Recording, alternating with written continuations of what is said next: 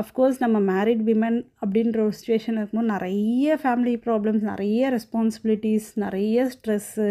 பின்னாடி நிறைய பேர் கமெண்ட் பண்ணுவாங்க, என்ன இவங்க பாட்டு போகிறாங்க, பசங்களை விட்டுட்டு போகிறாங்க. எல்லா கமெண்ட்ஸும் வரும்.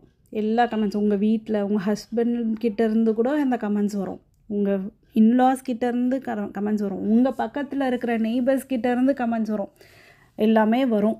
ஆனால் அவங்க யாருமே நம்ம லைஃப்பை லீட் பண்ண போகிறது கிடையாது. சிறகுகள் வீசியே சுதந்திர ஆசையில் போகிறேன்,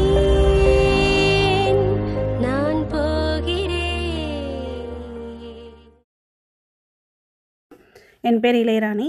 நான் நடந்து முடிந்த டிஎன்பிஎஸ்சி குரூப் 2A எக்ஸாமில் ரேங்க் நம்பர் 14 எடுத்து முனிசிபல் கமிஷனராக செலக்ட் ஆகியிருக்கேன்.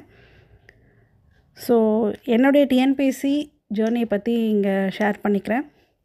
2007 பிஇ கம்ப்ளீட் பண்ணேன். ஆஃப்டர் தட் 2007 2012 வரைக்கும் சாஃப்ட்வேர் டெவலப்பராக ஒரு ஐடி கம்பெனியில் ஒர்க் பண்ணிகிட்ருந்தேன். 2012 மேரேஜ் ஆச்சு. மேரேஜ் ஆகிட்டு ஐடி குவிட் பண்ணிவிட்டேன். குவிட் பண்ணிவிட்டு 2012 2017 வரைக்கும் கம்ப்ளீட்டாக ஒரு ஹோம் மேக்கராக தான் இருந்தேன். எனக்கு ட்வின் பாய்ஸு, ரெட்டை பிறப்பு. ஸோ ட்வின் பாய்ஸ்னாலே நம்மளால் ஒரு 3 இயர்ஸ்க்கு எதை பற்றியுமே திங்க் பண்ண முடியாது. ஸோ 2017 அவங்க ஸ்கூல் போயிட்டு அப்புறமா என்னோடய கெரியரை ஸ்டார்ட் பண்ணலாம் அப்படின்னு நினச்சி நான் ஐடி ட்ரை பண்ணலாம் அப்படின்னு ஃபஸ்ட்டு திங்க் பண்ணேன். பட் அதில் அதுக்கப்புறம் போகிறதுக்கு இன்ட்ரெஸ்ட் வரல பெருசாக. நான் காஞ்சிபுரம் டிஸ்ட்ரிக்ட்டு. ஸோ காஞ்சிபுரமில் நிறைய டிஎன்பிஎஸ்சி கிளாஸஸ் அண்டு நிறைய ஆஸ்பிரன்ஸ் இங்கே என்னை சுற்றியே, எங்கள் வீட்டை சுற்றியே நிறைய பேர் இருப்பாங்க.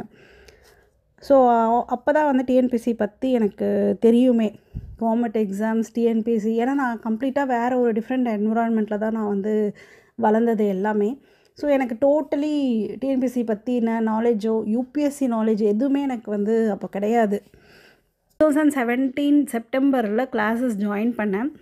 ஃபர்ஸ்ட் குரூப் 4 எக்ஸாம் 2018 ஃபெப்ரவரியில் குரூப் 4 எக்ஸாம் வந்தது.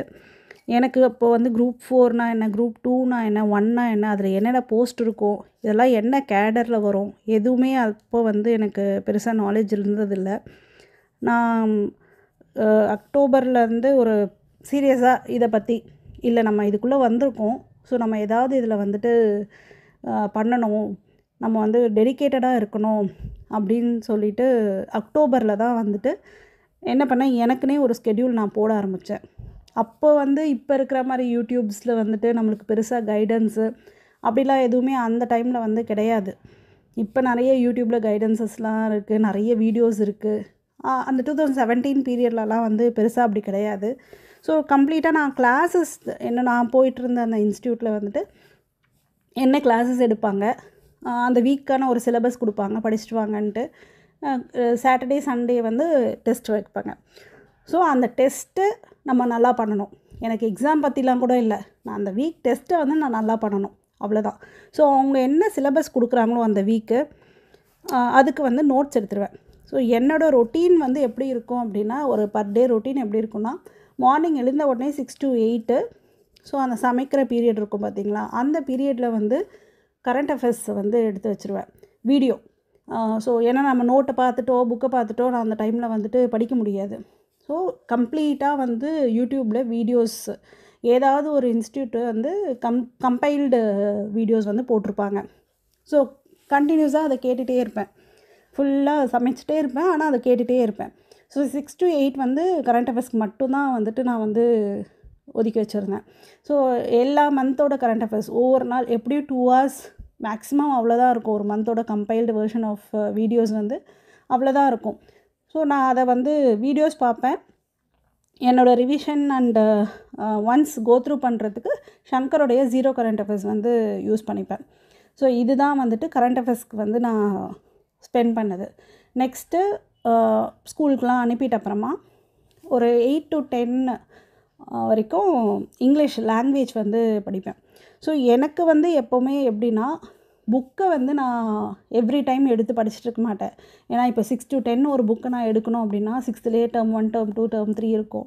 ஸோ எவ்வளோ புக்ஸை நம்ம திரும்ப திரும்ப எடுத்து படிச்சுட்டு இருக்கிறதுன்னு சொல்லிட்டு எப்போவுமே நான் நோட் மேக்கிங் தான் எனக்கு வந்து கம்ஃபர்டபுளாக இருக்கும். ஸோ நான் வந்து இப்போ 6th டேர்ம் 1ல் வந்து நோட்ஸ் எடுக்கிறேன் அப்படின்னா அதை படிச்சுட்டு நாளைக்கு வந்து 6th டேர்ம் 2 நோட்ஸ் எடுக்கும்போது டேர்ம் 1ல் எடுத்த நோட்ஸை படிச்சுட்டு தான் டேர்ம் 2க்கு நான் நோட்ஸ் எடுப்பேன்.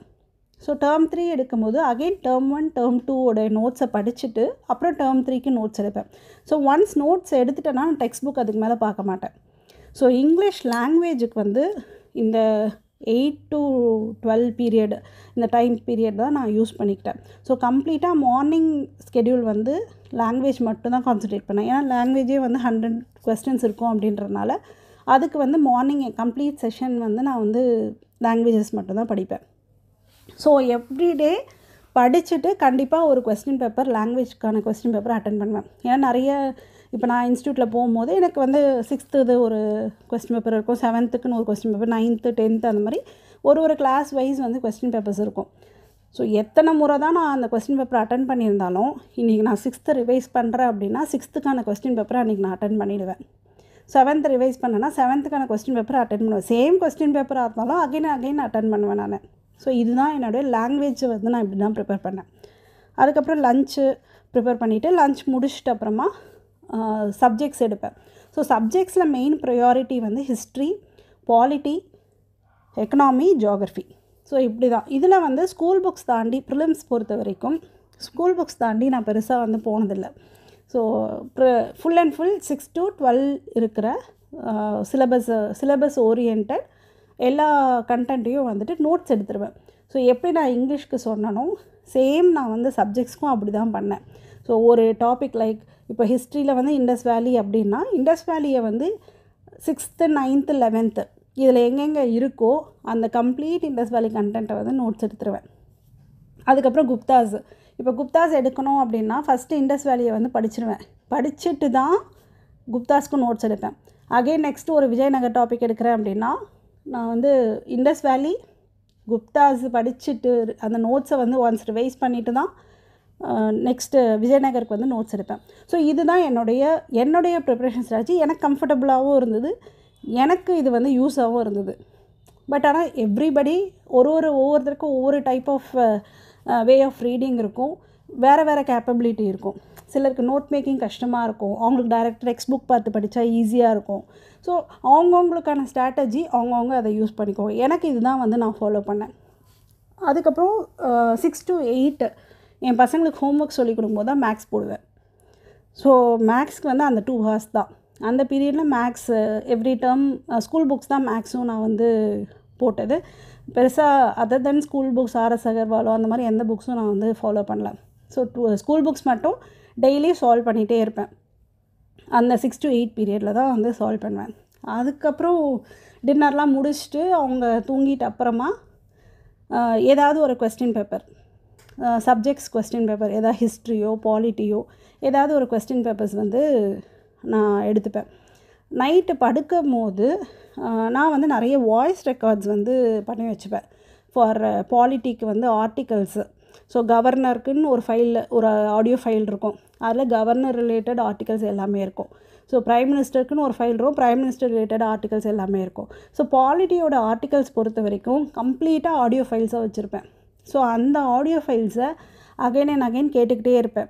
ஏன்னா அது வந்து நம்ம நியூமரிக்கல் வேல்யூ அப்படின்றதுனால நமக்கு வந்து டக்குன்னு வந்து ஸ்ட்ரைக் ஆகாது. ஸோ அதனால் நான் என்ன பண்ணுவேன், ஆடியோ ஃபைலை நம்ம கேட்டுக்கிட்டே இருந்தால் அது நம்ம மைண்டில் ரிஜிஸ்டர் ஆகிடும் அப்படின்னு சொல்லிட்டு full and full audio files தான் நான் திரும்ப வந்து ஆர்டிகல்ஸ்க்கு வந்து கேட்பேன். ஸோ பாலிட்டிக்கு வந்து லக்ஷ்மிகாந்த் பேசிக்காக அதுலேயுமே நான் நோட்ஸ் எடுத்துருவேன் ஓரளவுக்கு, இல்லைனா அந்த ஷேட் பண்ணி வச்சுப்பேன். ப்ளஸ் இந்த ஆடியோ ஃபைல்ஸ், இதுதான் பாலிட்டிக்கு நான் ஃபாலோ பண்ணது. ஹிஸ்ட்ரிக்கெல்லாம் பெருசாக outside the textbook வந்து ஹிஸ்ட்ரிக்கு நான் வந்து ஃபாலோ பண்ணது கிடையாது. ஸோ என்னுடைய ஜியாகிரஃபி எக்கனாமி எல்லாத்துக்குமே இதே ஸ்ட்ராட்டஜி தான். இதுதான் என்னுடைய ப்ரிப்ரேஷன் ஸ்ட்ராட்டஜி.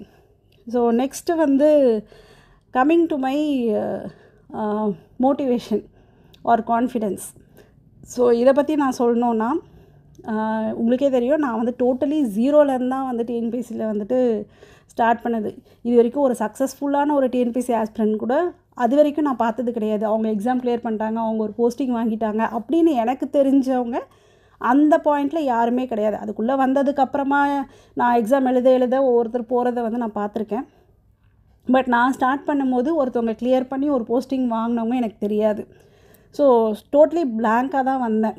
இதுக்குள்ளே வரும்போது ஜென்ரலாக கிளாஸ்லலாம் கூட சொன்னது என்னென்னா, இது ஒரு 2 இயர்ஸ் படிக்கணும், இதை படித்தா தான் நம்ம வந்து 2 இயர்ஸாவது படித்தா தான் இதில் வந்து கிளியர் பண்ண முடியும், ஃபஸ்ட் அட்டெம்ப்ட்லலாம் இதெல்லாம் கிளியர் பண்ண முடியாது இப்படின்னு நிறைய பேர் இந்த மாதிரி ஒரு கமெண்ட் தான் வந்துட்டு எல்லோரும் சொன்னாங்க. பட் நான் வந்து ஃபஸ்ட் அட்டெம்ப்டில் நான் கிளியர் பண்ணி காட்டுறேன்ற மாதிரிலாம் நான் வந்து ஒரு மைண்ட் செட் வச்சுக்கல. பட் என்னோடய வேலையை நம்ம பண்ணுவோம், இது கிளியர் ஆகுது, இது இல்லை, இது வராது அப்படின்றதெல்லாம் நான் யோசிக்கல. ஏன்னா எனக்கு வந்து எப்படியாவது நான் வந்து நெக்ஸ்ட் ஒரு கெரியரை வந்து எனக்காக உருவாக்கிக்கணும், அது மட்டும் தான் என் மைண்டில் இருந்தது. ஸோ அந்த ஒரு மைண்ட் செட்டில் மட்டும்தான் என்னோடய ரொட்டீனை நான் இப்படி செட் பண்ணிவிட்டு நான் ரிசல்ட்டை பற்றி யோசிக்காமல் நான் ஏதோ ஒரு பின்னாடி நான் ஓடிட்டுருக்கேன், அவ்வளோதான். நான் போய் அதை ஃபைனல் லைனை டச் பண்ணணும் அப்படின்ற வெறியெல்லாம் இல்லை. நான் என்னுடைய வேலையை நான் கரெக்டாக பண்ணுறேன், என்ன வேணால் ரிசல்ட் வரட்டும், இந்த மைண்ட் செட் தான் எனக்கு இனிஷியலாக இருந்துச்சு. ஸோ குரூப் 4 ஃபஸ்ட் எக்ஸாமில் கிளியர் பண்ணிவிட்டு 170 கொஸ்டின்ஸ் போட்டு நான் வந்து 400 to 500 ரேங்க்கில் இருந்தேன், விஓவாக செலக்ட் ஆனேன். ஸோ ஃபஸ்ட் எக்ஸாம் இம்மீடியட்டாக ஒரு 3-4 மந்த்ஸில் கிளியர் பண்ணிட்டேன். ஸோ அந்த கான்ஃபிடென்ஸ் வந்து எனக்கு அது ஒரு பெரிய கான்ஃபிடென்ஸ் எனக்கு கொடுத்துச்சு. இல்லை, இது வந்து நம்மளால் முடியும், நம்ம வந்து எதை பற்றியும் திங்க் பண்ணாமல் நம்ம டெடிக்கேட்டடாக ஒரு ஒர்க்கை பண்ணுறோம் அப்படின்னா அதுக்கான ஒரு ரிசல்ட் வந்து கண்டிப்பாக நமக்கு கிடைக்கும் அப்படின்ற நம்பிக்கை வந்து எனக்கு வந்து அந்த குரூப் 4 கிளியர் பண்ணும்போது வந்துச்சு. பட் நான் வந்து குரூப் 4லேயே நிற்கணுமா, குரூப் 4லேயே இருந்துடலாமா அப்படின்றத யோசித்தேன். ஏன்னா அதுக்கப்புறம் தான் எனக்கு குரூப் 2 குரூப் 1 பற்றிலாம் தெரிய ஆரம்பிச்சது. ஸோ குரூப் 1 வந்து எக்ஸாம்ஸ் கண்டினியூஸாக வந்து கொடுத்துருக்கேன், prelims mains. So 2019 group 1 prelims mains interview போனேன், போஸ்டிங் கிடைக்கல. அகெயின் கோவிட் வந்துச்சு. ஸோ கோவிட் வந்த பீரியடை வந்து நான் எப்படி யூஸ் பண்ணிக்கிட்டேன்னா, குரூப் 1 மெயின்ஸ்க்கு தேவையான ப்ரிலிம்ஸ் கண்டிப்பாக கிளியர் பண்ணிடுவேன்ற ஒரு நம்பிக்கை எனக்கு இருந்தது. ஸோ மெயின்ஸுக்கு தேவையான ஒரு நோட்ஸை வந்து நான் ப்ரிலிம்ஸ் பீரியட்லேருந்தே ப்ரிப்பேர் பண்ண ஆரம்பிச்சிட்டேன். ஸோ கம்ப்ளீட்டாக ஹேண்ட் ரிட்டன் நோட்ஸு, லைக் ஒரு டாபிக் எடுத்தேன், ஹிஸ்ட்ரியில் ஒரு டாபிக் எடுத்துக்கிட்டேன் அப்படின்னா கம்ப்ளீட்டாக அதுக்கான நோட்ஸை வந்து நான் எழுதிட்டு அதை வந்து படிச்சுட்டே இருந்தேன். ஸோ மெயின்ஸுக்குமே நான் வந்து அந்த கோவிட் பீரியடை வந்து மெயின்ஸ் நோட் மேக்கிங்காக யூஸ் பண்ணிக்கிட்டேன். அதுலேயும் கிளியர் பண்ணேன், இன்டர்வியூ போனேன், பட் போஸ்டிங் கிடைக்கல. அகெயின் நான் இப்போ 2022 ப்ரிலிம்ஸ் முடிச்சு 2023 மெயின்ஸ் குரூப் 1 மெயின்ஸ் எழுதி அதுலேயும் கிளியர் பண்ணேன், இன்டர்வியூ போனேன். பட் அன்ஃபார்ச்சுனேட்லி போஸ்டிங் கிடைக்கல.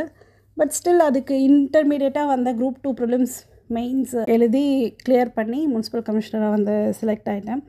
ஸோ இதனால் வந்து என்ன சொல்கிறேன் அப்படின்னா, எனக்கு வந்து ஃபஸ்ட்டு சக்ஸஸ் வந்துருச்சு, பட் அதுக்கப்புறமும் நிறைய ஃபெயிலியர்ஸ் தான். ஃபஸ்ட்டு குரூப் 1 வந்து நான் வந்து அவ்வளோ அதை பற்றி தெரியாமல் தான் நான் போயிட்டு அட்டம் பண்ணேன். பட் அதில் ஏன்னா குரூப் 1லாம் பெரிய விஷயம் அப்படின்ற மாதிரி தான் ஒரு பிம்பம் எல்லாருமே வந்து சொன்னது என்கிட்ட. அதுலேயுமே நான் வந்து ரிசல்ட்டை பற்றி யோசித்ததே கிடையாது. ஏதோ நான் படிப்பேன், நான் போய் எழுதுகிறேன் அப்படின்ற ஒரு மைண்ட் செட்டில் தான் ஃபஸ்ட்டு எழுதினேன். பட் ஃபர்ஸ்ட் மெயின்ஸ் கிளியர் ஆகிட்ட அப்புறமா தான் எனக்கு வந்து ஒரு கான்ஃபிடென்ஸ் வந்துச்சு. இல்லை, கண்டிப்பாக நம்மளாலையும் இதை பண்ண முடியும் அப்படின்ற ஒரு கான்ஃபிடென்ஸ் வந்துச்சு. ப்ளஸ் நான் ஃபஸ்ட் எக்ஸாம் கிளியர் பண்ணிட்டேன் அப்படின்றதுனால எங்கள் வீட்லேயும் கம்ப்ளீட்டாக வந்து டோட்டலி என்னோடய ஹஸ்பண்ட் வந்து ஃபுல் அண்ட் ஃபுல் மோட்டிவேட் பண்ணார், ஃபுல் அண்ட் ஃபுல் சப்போர்ட் பண்ணாங்க. ஸோ ஃபார்ச்சுனேட்டாக இப்படி ஒரு ஹஸ்பண்ட் அண்ட் இப்படி ஒரு ஃபேமிலி வந்து கிடைச்சாங்க. அவங்க எனக்காக குரூப் 1 மெயின்ஸ் ப்ரிப்பேர் பண்ணுறதுலேருந்து இன்டர்வியூ எல்லாத்துக்குமே வந்து கம்ப்ளீட்டாக வந்து என்னை சப்போர்ட் பண்ணாங்க. ஸோ எல்லாருக்குமே நான் ஒரு விஷயம் சொல்கிறது என்னென்னா, ஒவ்வொருத்தருக்கும் ஒவ்வொரு ஸ்ட்ராட்டஜி இருக்கும், படிக்கிறது அதெல்லாம் வந்து ஒவ்வொருத்தருக்கும் ஒரு ஸ்ட்ராட்டஜி இருக்கும். ஸோ இதை பார்த்து இவங்க இப்படி படித்தாங்க, நான் இப்படி படித்தா நானும் பாஸ் ஆகிடுவேன், நானும் கிளியர் ஆகிடுவேன் அப்படின்றது கிடையாது. ஸோ எப்படி நீங்கள் வந்து உங்களுடைய டைமை நீங்கள் தான் வந்து டிசைட் பண்ணணும், உங்களுக்கு தான் தெரியும் உங்களுடைய ரொட்டீன். ஸோ மேரிடாக இருக்கட்டும், அன்மேரிடாக இருக்கட்டும், ஜாப் கோயிங்காக இருக்கட்டும், இல்லை வீட்டில் இருக்கவங்களா இருக்கட்டும், எப்படி இருந்தாலும் உங்களுடைய ரொட்டீன் உங்களுக்கு தெரியும். ஸோ எவ்ரி டே உங்களுக்குன்னு ஒரு பிளான் இருக்கணும். நான் வந்து இன்றைக்கி இதை வந்து நான் கம்ப்ளீட் பண்ணிடுவேன் அப்படின்னு சொல்லிட்டு உங்களுக்கு ஒரு பிளான் இருக்கணும். அந்த பிளானை வந்து ஃபஸ்ட்டு ஃப்ரேம் பண்ணுங்கள். நெக்ஸ்ட்டு செல்ஃப் மோட்டிவேட்டடாக இருங்க. இது கண்டிப்பாக ட்ரையாக தான் இருக்கும், இல்லைன்னு சொல்ல மாட்டேன். பட் நம்ம இதுக்குள்ளே வந்துட்டோம். இதை நம்ம வந்து கண்டிப்பாக நம்மளோட லைஃப் சேஞ்சிங் ஒரு மொமெண்ட்டாக வந்து இதில் கிளியர் பண்ணால் கண்டிப்பாக இருக்கும் அப்படின்ற ஒரு நம்பிக்கையை முதல்ல உங்களுக்குள்ளே கொண்டு வாங்க. ஏன்னா இந்த நம்பிக்கை இல்லை அப்படின்னா நம்மளால் நம்ம லைஃப்பை சேஞ்ச் பண்ண முடியாது. ஸோ எஸ்பெஷலி மேரிட் விமன், ஏன்னா நான் அந்த சுச்சுவேஷனை நான் வந்ததுனால நான் சொல்கிறேன்.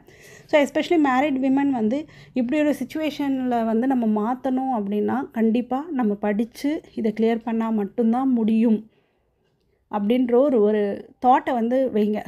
ஏன்னா நம்ம மைண்ட் செட் தான் எல்லாம். ஸோ பிகாஸ் ஒரு சேயிங் கூட இருக்கும், நம்ம என்ன நினைக்கிறோமோ இந்த பிரபஞ்சமும் வந்து நமக்கான அந்த நம்ம அதை அடையிறதுக்கான எல்லா விதமான வழிகளையும் நமக்கு கொடுக்கும் அப்படின்வாங்க. ஸோ முதல்ல நீங்கள் வந்துட்டு ஸ்ட்ராங்காக பிலீவ் பண்ணுங்கள். உங்களை நீங்கள் பிலீவ் பண்ணுங்கள். இதை நான் கிளியர் பண்ணுவேன், கண்டிப்பாக நான் ஒரு பெரிய போஸ்ட்டில் போயிட்டு நான் வந்து உட்காருவேன் அப்படின்னு சொல்லி நீங்கள் உங்களை பிலீவ் பண்ணுங்கள். இப்போது இந்த ஆஸ்பிரன்ஸ் பொறுத்த வரைக்கும் மேரேஜ் ஆனவங்க மேரேஜ் ஆகலை அப்படின்றதெல்லாம் தெரியாது யாருக்குமே. எல்லாருக்குமே ஒவ்வொரு கஷ்டம் இருக்கும். நமக்கு ஃபேமிலி இஷ்யூஸ்னால ஒரு கஷ்டம் இருக்கும். அன்மேரிடாக இருக்கவங்களுக்கு வேறு விதமான ஒரு கஷ்டங்கள் இருக்கும், அவங்களுடைய ஃபேமிலி பேக்ரவுண்ட்னாலேயோ இல்லை வேறு ஏதோ ஒரு இஷ்யூ. ஸோ எல்லாருமே ஏதோ ஒரு இஷ்யூனாலும் ஏதோ ஒரு டிப்ரெஷன்லேயும் இருந்துட்டு தான் இருக்காங்க. அதையெல்லாம் தாண்டி இதை படிச்சுட்டு தான் இருக்காங்க. ஸோ நம்ம வந்து முதல்ல இவ்வளோ கஷ்டம் நமக்கு இருக்கே, நம்ம எப்படி இதை படிக்க போகிறோம் அப்படிலாம் இல்லை. நான் இதை படித்தாதான் என்னுடைய இந்த சூழ்நிலையை என்னால் மாற்ற முடியும் அப்படின்ற ஒரு ஸ்ட்ராங்கான பிலீஃப் உங்கள் மேலே நீங்கள் வைங்க. செல்ஃப் மோட்டிவேட்டடாக இருங்க. கண்டிப்பாக இதில் வந்து செல்ஃப் கான்ஃபிடென்ஸ் வந்து ரொம்ப முக்கியம். என்னால் முடியும், கண்டிப்பாக என்னால் இதில் போராடி நான் ஜெயிக்க முடியும் அப்படின்ட்டு ஃபஸ்ட்டு உங்களை நம்புங்க. நீங்கள் உங்களை நம்பினா மட்டும்தான் இது வந்து சாத்தியம். ஏன்னா எவ்வளோ நீங்கள் படித்தாலும் உங்கள் மேலே உங்களுக்கு நம்பிக்கையோ உங்கள் மேலே உங்களுக்கு கான்ஃபிடென்ஸோ இல்லை அப்படின்னா இந்த எக்ஸாம் மட்டும் கிடையாது, லைஃப்பில் எந்த ஒரு விஷயமும் நம்மளால் வந்துட்டு ஒரு சக்ஸஸ்ஃபுல்லாகவோ இல்லை ஓவர் கம் பண்ணியோ நம்மளால் வர முடியாது. ஸோ எனக்கு ஒரு எக்ஸாம்பிள் மட்டும் நான் சொல்லிக்கிறேன். இப்போ லாஸ்ட் டைம் நான் இன்டர்வியூ அட்டென்ட் பண்ணும்போது ஒரு ஐபிஎஸ் என்னை வந்து இன்டர்வியூ பண்ணார். இது மெயின் இன்டர்வியூ எக்ஸாம், டிஎன்பிஎஸ்சி எக்ஸாமில். அவர் வந்து என்னை கேட்டார், நான் ஏன் உனக்கு இதை போஸ்ட் கொடுக்கணும் அப்படின்னு கேட்டார். அப்போ நான் சொன்னேன், எனக்கு வந்து பொட்டென்ஷியல் இருக்குது. நான் ஏற்கனவே ஒரு கிராஸ் ரூட் லெவலில் ஒரு அட்மினிஸ்ட்ரேட்டிவ் போஸ்ட்டில் நான் இருந்திருக்கேன். ஸோ நான் இந்த ரோலை வந்து கண்டிப்பாக நல்லா பெர்ஃபார்ம் பண்ணுவேன்ற நம்பிக்கை எனக்கு இருக்குது அப்படின்னு நான் சொல்கிறேன். பட் அவர் இன்டரப்ட் பண்ணி, நான் வந்து உன்னோட பொசிஷனில் உன்னோட சீட்டில் நான் இருந்தேன்னா எனக்கு 2 பசங்க இருக்குது, எனக்கு இவ்வளோ ஏஜ் ஆகிடுச்சு, இதெல்லாம் தாண்டி நான் வந்து படித்து நான் இங்கே இன்டர்வியூக்காக அவங்க முன்னாடி வந்து உட்காந்துருக்கேன் அப்படின்னு நான் சொல்லுவேன் அப்படின்னு சொன்னார். நான் அதுக்கு சார் உங்களை கான்ட்ரடிக்ட் பண்ணுறதுக்கு சாரி, பட் என்னோடய ஃபேமிலி இஷ்யூஸ், எனக்கு இவ்வளோ ப்ராப்ளம்ஸ் இருக்குது, எனக்கு இவ்வளோ மென்டல் ஸ்ட்ரெஸ் இருக்குது, இதெல்லாம் நான் வந்துட்டு ஓவர் கம் பண்ணி நான் இந்த ஜாபுக்கு வந்ததுனால நீங்கள் எனக்கு இந்த ஜாபை கொடுங்க அப்படின்னு சொல்லி நான் கேட்க மாட்டேன் சார். எனக்கு வந்து பொட்டென்ஷியல் இருக்குது, I believe in my self. So எனக்கு இருக்கிற பொட்டென்ஷியலுக்கு இந்த ஜாப் வந்து சூட்டபிள் நான் நினைக்கிறேன் அப்படின்னு சொல்லிட்டு நான் சொன்னதை ஒரு விஷயத்தை வந்து அந்த பேனல் மெம்பர் அவரே வந்துட்டு குட் சொல்லி எனக்கு வந்து ஃபர்ஸ்ட் லேப் போட்டாங்க. பட் ஸ்டில் ஃபர்ஸ்ட் லேப் போட்டும் எனக்கு போஸ்டிங் கிடைக்கல. பட் நான் சொல்கிறது என்னென்னா, எல்லாருமே வந்துட்டு கஷ்டத்தோடு தான் வராங்க. அதை நம்ம வந்து கண்டிப்பாக ஃபேஸ் பண்ணி தான் ஆகணும். அஃப்கோர்ஸ் நம்ம மேரிட் விமன் அப்படின்ற ஒரு சுச்சுவேஷன் இருக்கும்போது நிறைய ஃபேமிலி ப்ராப்ளம்ஸ், நிறைய ரெஸ்பான்சிபிலிட்டிஸ், நிறைய ஸ்ட்ரெஸ்ஸு. பின்னாடி நிறைய பேர் கமெண்ட் பண்ணுவாங்க, என்ன இவங்க பாட்டு போகிறாங்க, பசங்களை விட்டுட்டு போகிறாங்க, எல்லா கமெண்ட்ஸும் வரும். எல்லா கமெண்ட்ஸ் உங்கள் வீட்டில் உங்கள் ஹஸ்பண்ட்கிட்டேருந்து கூட அந்த கமெண்ட்ஸ் வரும், உங்கள் இன்லாஸ் கிட்டேருந்து கமெண்ட்ஸ் வரும், உங்கள் பக்கத்தில் இருக்கிற நெய்பர்ஸ் கிட்டேருந்து கமெண்ட்ஸ் வரும், எல்லாமே வரும். ஆனால் அவங்க யாருமே நம்ம லைஃப்பை லீட் பண்ண போகிறது கிடையாது. நாம் தான் நம்ம லைஃப்பை லீட் பண்ண போகிறோம். ஸோ நமக்கு என்ன தேவை அதுதான் முக்கியம். அதை வந்து டிசைட் பண்ணுங்கள். அதுக்காக பசங்களை விட்டுறணும் எல்லாத்தையும் விட்டுறணும் அப்படின்னு நான் சொல்ல வரல. பட் இது எல்லாத்தையும் மேனேஜ் பண்ண முடியும், கண்டிப்பாக முடியும். முடியாததுன்னு சொல்லிட்டு எதுவுமே கிடையாது. ஆனால் அதுக்காக ஒரு சின்ன சாக்ரிஃபைசஸ் நம்ம பண்ணி தான் ஆகணும். அது எல்லாமே வந்து டெம்ப்ரவரி தான், எதுவுமே பெர்மனன்ட் சாக்ரிஃபைஸ் கிடையாது. ஸோ உங்களை பிலீவ் பண்ணுங்கள், உங்களை ட்ரஸ்ட் பண்ணுங்கள். கண்டிப்பாக எல்லாமே பாசிபிள் தான், எல்லாமே முடியும், நம்மளாலேயும் முடியும். நாம் நம்மளுடைய லைஃப்பில் ஃப்யூச்சரில் ஹாப்பியாக இருக்கிறதுக்கு தான் இந்த விஷயத்தை பண்ணுறோம். ஸோ நம்ம ஹாப்பியாக இருக்க போகிற ஒரு விஷயத்துக்காக கஷ்டப்படுறோன்னு நினைக்காதீங்க. ஏன்னா நம்ம இஷ்டப்பட்டு இதை செஞ்சால் தான் நம்ம அந்த பெனிஃபிட் நமக்கு வரும்போது நம்ம ரொம்ப ஹாப்பியாக ஃபீல் பண்ணுவோம். ஸோ நமக்காக இதை நம்ம செய்கிறோம், சந்தோஷமாக செய்யுங்க. எல்லாருக்கும் என்னோடய மனமார்ந்த வாழ்த்துக்கள். எல்லோரும் நல்லா ப்ரிப்பேர் பண்ணுங்கள். எல்லாராலையும் எல்லாமும் முடியும். தேங்க்யூ.